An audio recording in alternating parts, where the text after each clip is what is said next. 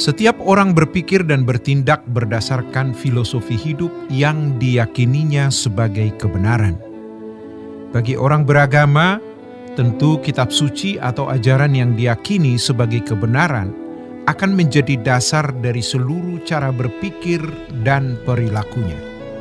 Kebenaran yang diyakini melahirkan berbagai model atau gaya hidup, sebab kebenaran itulah yang membangun suatu basis berpikir. Kalau dalam dunia militer, basis menunjuk pangkalan, tempat pasukan mulai melakukan operasi, menggempur musuh atau bertahan menghadapi serangan musuh.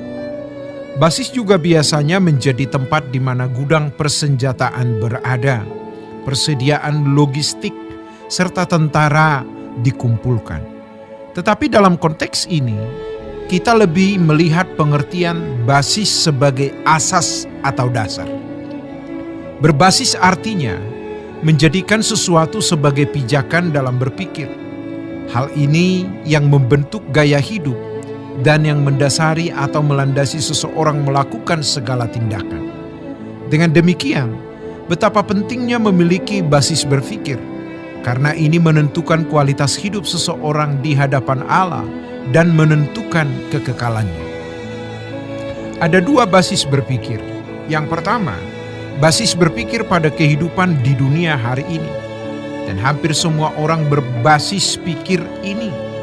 Kedua, basis berpikir pada kehidupan yang akan datang, di langit baru, bumi baru.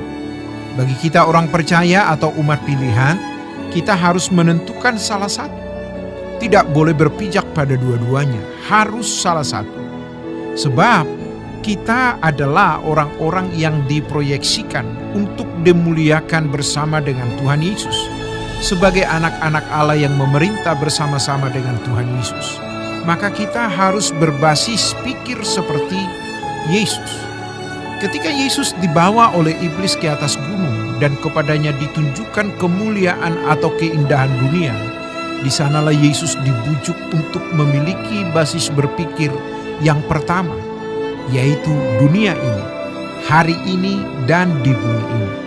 Namun Yesus menolaknya dan lebih memilih basis yang kedua, yang dibahasakan dengan menyembah Tuhan Allah dan hanya berbakti kepadanya. Yesus memilih dunia yang akan datang, yaitu kerajaan Bapa, yang di mana dirinya akan menjadi raja dalam ketertundukan kepada Bapa. Yesus sendiri menjadi Tuhan dan penguasa bagi kemuliaan Bapa, bukan untuk kemuliaannya sendiri. Dunia di mana penghuninya tidak hidup dalam ketertundukan mutlak kepada Allah, itu bukan sorga. Sorga sendiri sebenarnya memiliki dua pengertian. Pertama, lokasi dan sarananya. Kedua, menunjuk pada suasana atau atmosfer di mana ada ketertundukan mutlak dalam pemerintahan Allah. Jadi, seandainya manusia tidak jatuh dalam dosa, bumi ini adalah lokasi dan sarana yang sempurna, seperti yang Allah katakan, sungguh amat baik. Akan tetapi, karena tidak ada ketertundukan dan memberontaknya manusia, sehingga bumi tidak menjadi sorga. Nanti di langit baru, bumi baru, ada lokasi dan sarana yang kita pahami sama seperti bumi ini, namun dalam pemerintahan Allah sepenuhnya.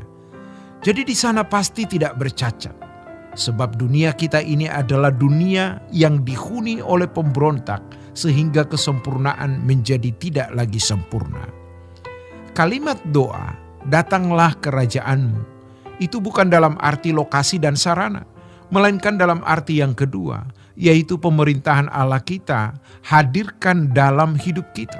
Artinya, kita hidup dalam ketertundukan kepada Allah sebagai kepala pemerintahan.